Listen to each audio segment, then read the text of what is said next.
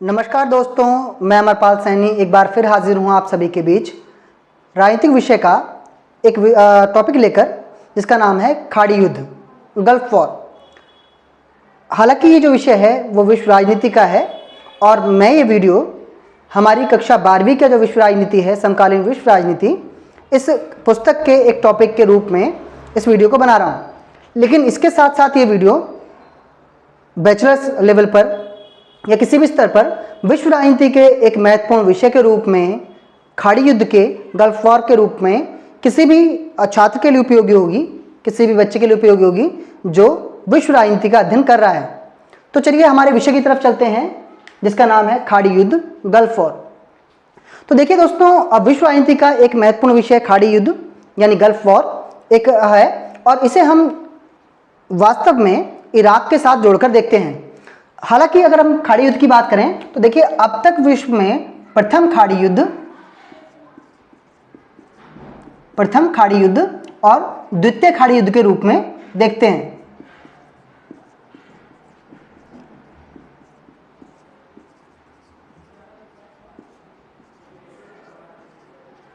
तो अब तक हम देखें कि खाड़ी युद्ध, जिस घटना को हम कहते हैं खाड़ी युद्ध के नाम से, जिस हम घटना को जानते हैं, वो 2 बार घटी है और इसे हम प्रथम खाड़ी युद्ध और द्वितीय खाड़ी युद्ध यानी फर्स्ट गल्फ वॉर और सेकंड गल्फ वॉर के नाम से जानते हैं। अगर एक नज़र में हम दोनों ही युद्धों को, दोनों ही घटनाओं को अपनी नज़रों के सामने रखें तो हम इसे इस रूप में देखेंगे कि प्रथम खाड़ी युद्ध हुआ 1990 में और द्वितीय खाड़ी युद्ध हुआ सन 2003 में। तो इसी की शुरुआत के साथ अपने दिमाग में ये बात रखते हुए कि अब तक विश्व में गल्फ वॉर कहे जाने वाले, खाड़ी युद्ध कहे जाने वाली दो घटनाएं हैं, प्रथम खाड़ी युद्ध और द्वितीय खाड़ी युद्ध। अब हम विस्तार से प्रथम खाड़ी युद्ध और द्वितीय खाड़ी युद्ध को समझने वाले हैं। अगर परिभाषा के तौर पर हम सबसे पहले खाड़ी युद्ध को लें तो हम इराक के खिलाफ हुए सैन्य अभियानों, सैन्य संघर्षों को खाड़ी युद्ध के नाम से जानते हैं। अगर ये बात करें कि खाड़ी युद्ध ही क्यों नाम दिया गया इस घटना को, तो देखिए जितने भी देशों में घटनाएं घटी हैं वो या तो खाड़ी देशों यानी डेजर्ट कंट्रीज हमारी जितनी भी हैं, अरबिक कंट्रीज जितनी भी हमारी हैं, उससे संबंधित है। इसलिए इस विषय को खाड़ी युद्ध के नाम से, इस घटना को खाड़ी युद्ध के नाम से जाना गया है। तो दोस्तों, पहले हम शुरुआत कर रहे हैं अपने प्रथम खाड़ी युद्ध की।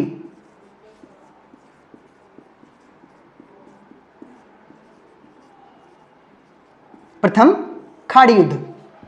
अगर इस पूरे घटनाक्रम को हम एक कहानी के रूप में, एक घटना के रूप में देख के चलें तो बहुत ही आसानी से, बहुत ही सरलता से हम इस टॉपिक को, इस विषय को समझ पाएंगे। तो दोस्तों, प्रथम खाड़ी युद्ध के नाम से हम इस घटना को जानते हैं। तो देखिए, ये जो घटना है वो है 1990 की।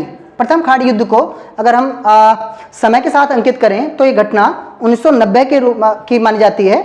और 1990 में खाड़ी देशों में से एक महत्वपूर्ण देश, जिसका नाम है इराक, हुआ ये कि 1990 में इराक ने कुवैत पर, कुवैत जो कि इराक का एक पड़ोसी देश है, एक छोटा सा देश है, तो हुआ ये कि इराक ने कुवैत पर 1990 में आक्रमण कर दिया।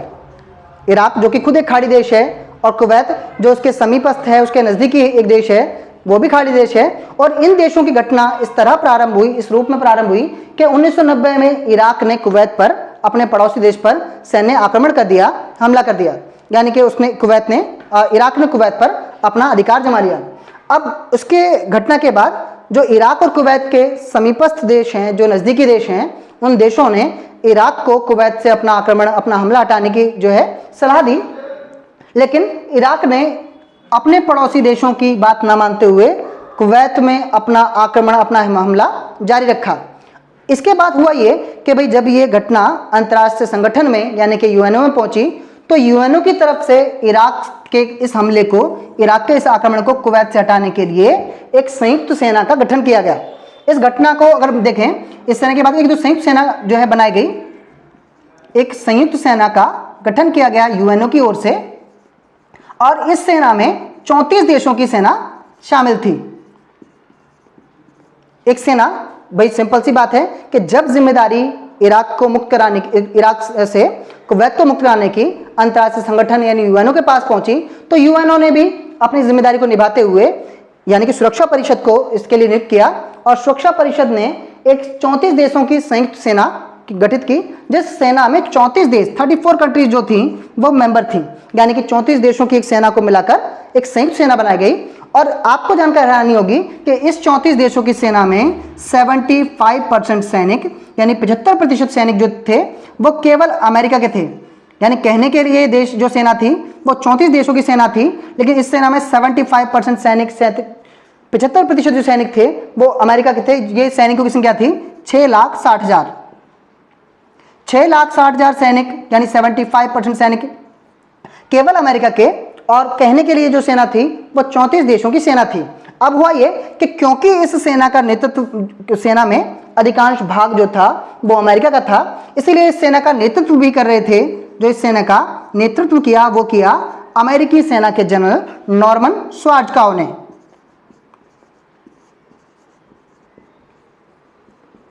नॉर्मन श्वार्ज़काउ, अमेरिकी सेना जनरल नॉर्मन श्वार्ज़काउ को इसकी जिम्मेदारी सौंपी गई, इस पूरी सेना का नेतृत्व सौंपा गया, और नॉर्मन श्वार्ज़काउ ने इस सेना, पूरी सेना का यानी 34 देशों की एक सेना का नेतृत्व किया, क्योंकि इस 34 देशों की सेना में अधिकांश सैनिक अमेरिका के थे, 75% सैनिक अमेरिका के थे। इस सेना के साथ नॉर्मन श्वार्ज़काउ ने, यानी कि अमेरिका ने, कहने को जो है ये सेना एक संयुक्त सेना थी, अंतर्राष्ट्रीय संगठन की सेना थी, लेकिन इस सेना का वास्तविक जो स्वरूप था वो अमेरिका का था।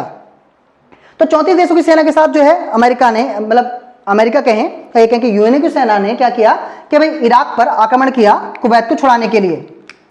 इराक ने क्योंकि कुवैत पर आक्रमण किया था, तो इस 34 देशों की संयुक्त सेना ने इराक पर आक्रमण किया कुवैत को मुक्त कराने के लिए।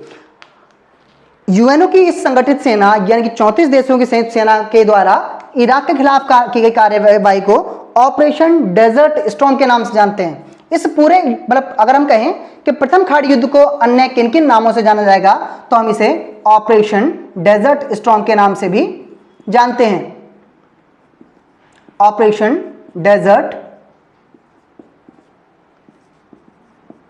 स्टॉर्म, क्योंकि ये पूरी घटना, ये पूरी जो मतलब गतिविधि है वो इराक और कुवैत यानी खाड़ी देशों में हुई, डेजर्ट कंट्रीज में हुई, इसलिए इस घटना को एक अन्य नाम, यानी अगर आपसे कोई कहे कि प्रथम खाड़ी युद्ध का एक अन्य नाम क्या है, तो इस का अन्य नाम ऑपरेशन डेजर्ट स्टॉर्म भी है, जो कि घटना, ये जो ऑपरेशन है, सैन्य अभियान है, 1990 में हुआ। और साथ साथ बेटा हम बात करें कि इस घटना को अगर किसी और नाम से भी जाना जाए, तो इस घटना को कंप्यूटर गेम वॉर के नाम से भी जानते हैं। कंप्यूटर गेम वॉर के नाम से भी जानते हैं। अब ये बात आती है कि प्रथम खाड़ी युद्ध, उसी के कई अन्य नाम है।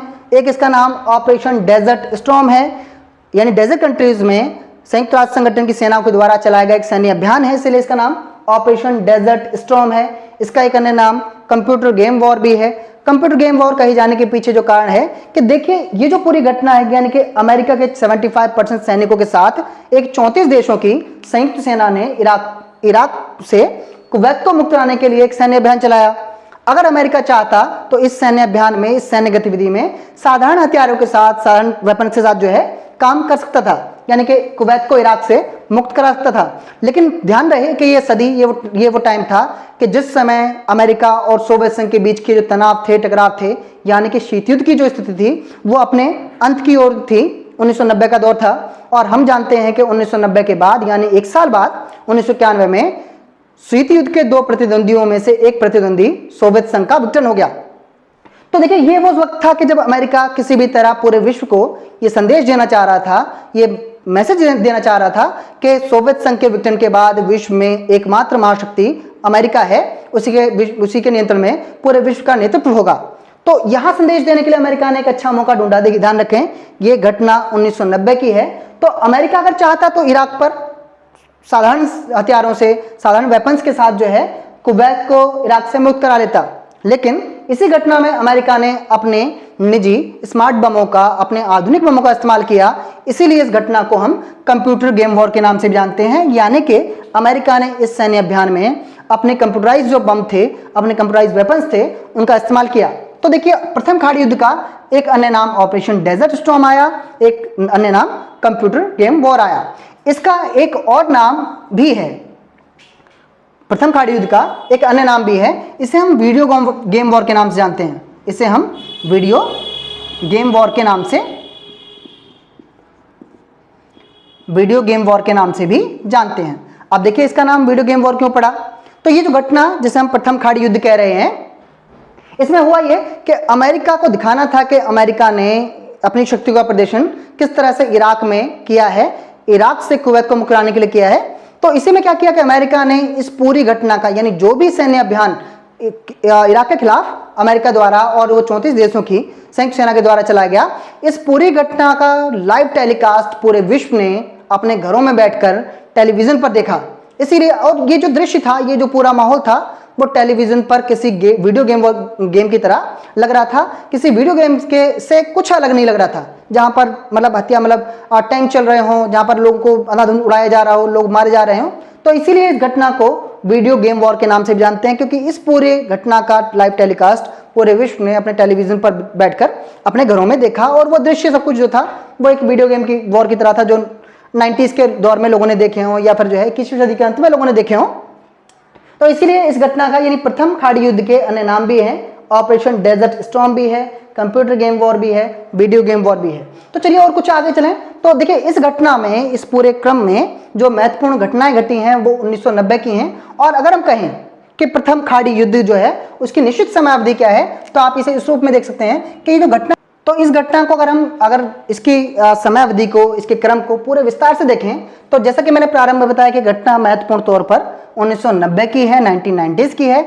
लेकिन थोड़ा सा स्पेसिफाई इसकी डेट को अगर हम करते हैं तो हम देखते हैं कि ये जो घटना है पूरी, यानी इराक का कुवैत पर आक्रमण करना और इस पूरे क्रम में जो है संयुक्त राष्ट्र संघ का और अमेरिका का दाखिल होना, उसका इसमें प्रवेश होना, इस पूरी घटना के कारण तथ्य को लेकर चलें, थोड़ा स्पेसिफाई करें चीज़ों को, तो हम देखते हैं ये घटना पूरी 2 अगस्त, यानी 2 अगस्त 1990 को शुरू होती है और जाती है ये आपका 17 जनवरी 1991 को। यानी कि पूरा जो स्पेसिफाई जो डेट्स हैं इसकी, 2 अगस्त 1990 से लेकर 17 जनवरी 1991 तक का पूरा क्रम, मतलब कि अगर इसको हम मोटे तौर पर लें तो लगभग 6 महीने तक इराक में ये अशांतिपूर्ण घटनाएं, ये जो पूरा जो चीज़ें हैं वो चलती रहीं। तो देखिए दोस्तों, हमारे सामने जो एक छोटा सा स्वरूप है किस चीज़ का, प्रथम खाड़ी युद्ध का। अगर हम खाड़ी युद्ध की बात करें तो उसमें प्रथम खाड़ी युद्ध और द्वितीय खाड़ी युद्ध दोनों शामिल होंगे, लेकिन हमारे सामने एक छोटी सी समरी है प्रथम खाड़ी युद्ध की। इस हमारे पोर्शन में, इस हमारी चीज़ में हमने प्रथम खाड़ी युद्ध को समझने की कोशिश की है।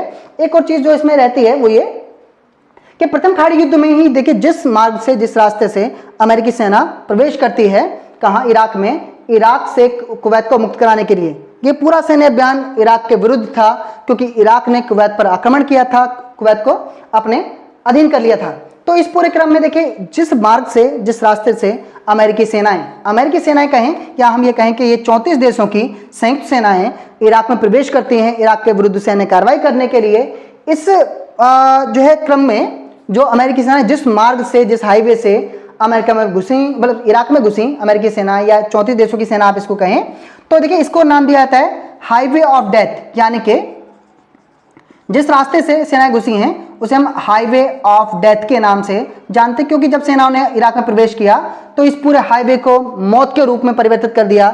जहां जो मिला, जो वेपन, जो गाड़ियां मिली, उन सबको अमेरिकी सेनाएं रौंदते हुए, उन्हें कुचलते हुए अपने मार्ग की तरफ, यानी इराक की तरफ बढ़ गई। तो इसे हम हाईवे ऑफ डेथ के नाम से भी जानते हैं। ये वो हाईवे है कि जहां से अमेरिकी सेनाओं ने इराक में प्रवेश किया, इराक में एंट्री ली। और आज भी अगर हम देखते हैं तो उस हाईवे के दोनों ओर हमें टूटी फूटी गाड़ियां, जो मतलब उड़ा दी गई थी टैंक से, उस तरह की चीज़ें देखने को मिलती हैं। तो ये हमारा एक नज़र में हम बात कर रहे हैं प्रथम खाड़ी युद्ध की, और इसके साथ ही हम द्वितीय खाड़ी युद्ध यानी कि सेकंड गल्फ वॉर के बारे में अपनी अगली वीडियो में देखेंगे। आज के लिए इतना ही, नमस्कार।